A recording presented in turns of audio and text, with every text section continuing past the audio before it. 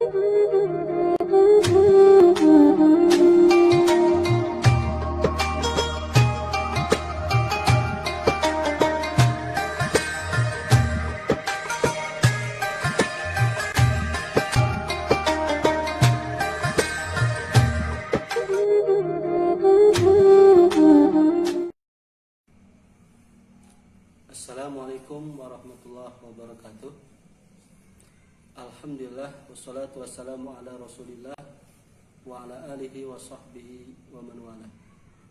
Wala haula wala quwata illa billah. Apa kabarnya para pemirsa sekalian? Alhamdulillah pada kesempatan hari ini saya bisa kembali bertemu dengan Anda semua dalam kajian kitab Tadhkiratus Sami wal Mutakalim fi Adabil Alim wal Muta'allim. Alhamdulillah hari ini kita sudah masuk pada pertemuan yang kelima. Di pertemuan sebelumnya kita sudah sampai pada qaul Abu Aswad Ad-Duwali, ya. Beliau mengatakan laisa syai'un a'azza minal ilmi al-muluku hukamun 'alan nas wal ulama hukamun 'alal muluk. Ya. Jadi kata Imam Abu Aswad Ad-Duwali, beliau mengatakan tidak ada sesuatu yang paling agung dibandingkan dari ilmu.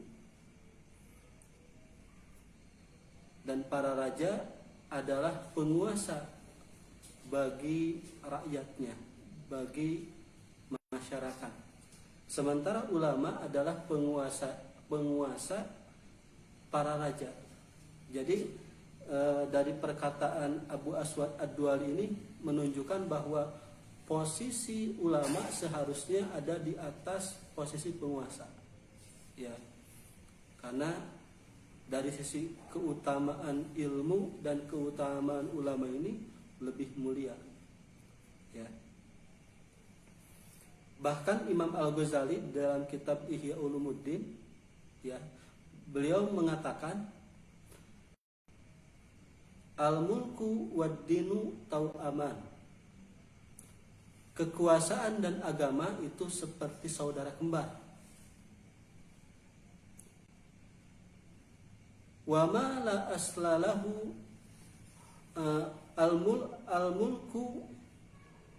al-mulku aslun ad-dinu usul wa sultanu harisun, ya. Agama adalah pondasi dan kekuasaan adalah penjaganya. Wa ma la aslalahu famahdumun. Apa saja yang tidak ada pondasi, tidak ada dasar, maka dia akan runtuh. Wa ma la harisalahu fadai.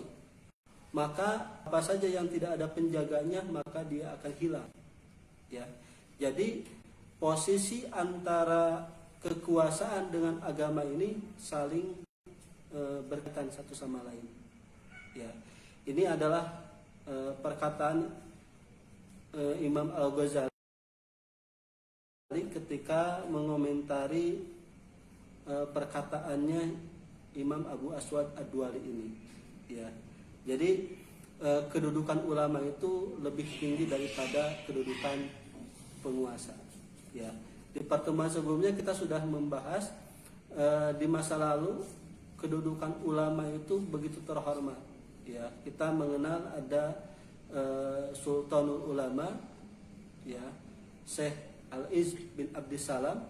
Beliau menjadi penguasanya para ulama, Sultanul Ulama. Bahkan posisinya beliau sampai disebut sebagai Bai'ul Muluk, penjualnya penguasa. Pada saat itu beliau sampai menawarkan raja-raja Bani Mamalik kepada masyarakat untuk dijual, ya, karena tidak sah seorang budak menjadi penguasa, ya. Makanya kedudukan Syekh Izz bin Abdissalam ini begitu terhormat, begitu, ya. Wa qala Wahbun yatasha'abu minal ilmi asyaraf bercabang dari ilmu itu kemuliaan, ya, muncul dari ilmu kemuliaan. Wa in kana sahibuhu daniyan, walaupun pemilik ilmu itu rendah. Wal izzu wa in kana mahinan, dan pemilik ilmu ini akan agung, akan menjadi besar walaupun pada hakikatnya dia itu orang yang hina, dia tidak punya apa-apa, orang yang tidak terpandang. Wal qurbu wa in kana qasiyan, dengan ilmu dia akan menjadi dekat walaupun dia itu orang yang kasar, orang yang keras. Wal ghina wa in kana fakiran, dan dia akan menjadi orang yang berkecukupan walaupun pada kenyataannya dia orang yang fakir, yang tidak memiliki harta. Wal mahabatu wa in kana wadi'an, dan dia akan memiliki wibawa dan dia akan memiliki kehormatan walaupun dirinya adalah orang yang sederhana. Ya. Nah, bagaimana kita bisa melihat orang yang punya ilmu ini diangkat posisinya oleh Allah Subhanahu wa taala. Ya.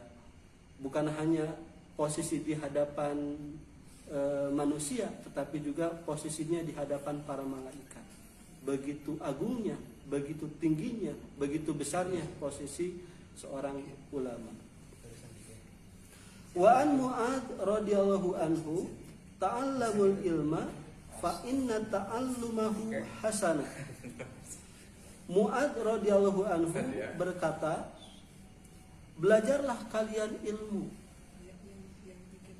maka sesungguhnya mempelajarinya itu adalah hasanah, adalah kebaikan. Wa talabahu ibadah, dan mencarinya adalah bagian dari ibadah.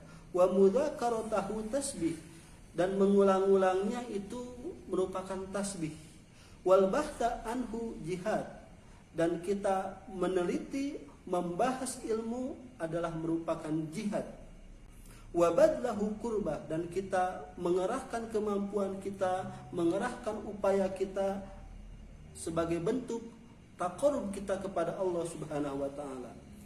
Wa ta'limahu man la ya'lamuhu shadaqah, dan mengajarkan ilmu kepada orang yang tidak mengetahuinya adalah sedekah. Luar biasa, ya. Dari kata-kata Mu'adz bin Jabal kita bisa mengambil faidah bahwa mencari ilmu ini tidak ada ruginya. Ya. Kalau kita mendengar kata-kata ini, apapun yang dilakukan yang berhubungan dengan ilmu adalah kebaikan. Belajarnya kebaikan, mencarinya adalah ibadah, mengulang-ulangnya bentuk tasbih, membahasnya dianggap sebagai jihad, berupaya, berusaha untuk meraihnya adalah bentuk taqarrub kita kepada Allah, mengajarkan kepada yang tidak tahu itu adalah sedekah. Semuanya adalah bentuk-bentuk kebaikan. Ya. Wa qala al-Fudail bin Iyad, alimun muallimun yud'a kabiran fi malakutis sama. Fudail bin Iyad mengatakan, seorang alim adalah guru sebagai pendidik yang dia akan didoakan, yang akan dipanggil, ya, dengan kedudukan yang besar fi malakutis sama, di kerajaan langit. Wa qala Sufyan bin Uyainah, arfa'un nasi indallahi manzilatan man kana bainallahi wa baina ibadihi wa humul anbiya wal ulama. Sufyan bin Uyainah mengatakan bahwa manusia yang paling tinggi kedudukannya di sisi Allah Subhanahu wa taala adalah orang yang berada di antara Allah Subhanahu wa taala dengan yang ada pada hambanya. Jadi orang yang berada di tengah-tengah, menjadi fasilitator, ya, penengah antara, penghubung antara Allah Subhanahu wa taala dengan hambanya. Ini adalah orang yang paling tinggi kedudukannya di sisi Allah Subhanahu wa taala. Ya. Siapa mereka? Al-anbiya wal ulama, para nabi dan para ulama. Ya, kenapa mereka sampai mendapatkan kedudukan yang tinggi di sisi Allah Subhanahu wa taala? Jelas posisi ini adalah posisi yang memberikan petunjuk, menunjukkan hidayah kepada orang yang asalnya tidak tahu menjadi tahu. Ya, asalnya dia dalam kesesatan, kemudian ketika didakwahi, diberikan pengajaran, akhirnya dia menjadi orang yang taat kepada Allah Subhanahu wa taala. Bahkan banyak hadis yang mengatakan, ya, man dalla ala khairin kamitsli fa'ilihi. Barang siapa yang menunjukkan seseorang pada kebaikan, maka ini seperti orang yang melakukannya. Ya. Misal kita mengajarkan orang sholat. Orang asal tidak tahu sholat, sama kita diajari sholat, jadi tahu dia cara sholat, maka ketika dia melakukan sholat, karena hasil didikan kita, kita pun akan mendapatkan pahalanya. Ya, begitupun ketika misal ada orang yang kita ajari tentang hukum-hukum seputar zakat, ya, kita ajari hukum-hukumnya, apa saja yang harus kita keluarkan, apa saja rukun-rukunnya, syarat-syaratnya, kita jelaskan sampai akhirnya mereka terinspirasi dari kata-kata kita, terdorong mereka untuk melakukan sedekah, untuk melakukan zakat, ya, kita akan mendapatkan pahala karena kita berhasil menunjukkan orang untuk melakukan kebaikan, ya, walaupun kita tidak punya harta untuk berzakat misalnya. Begitupun ketika kita mengajari orang untuk berhaji, misalnya ada orang yang sudah mampu, kita beritahu dia, kita ajari dia kewajiban berhaji, ya, akhirnya dia terdorong untuk melakukan haji, ya.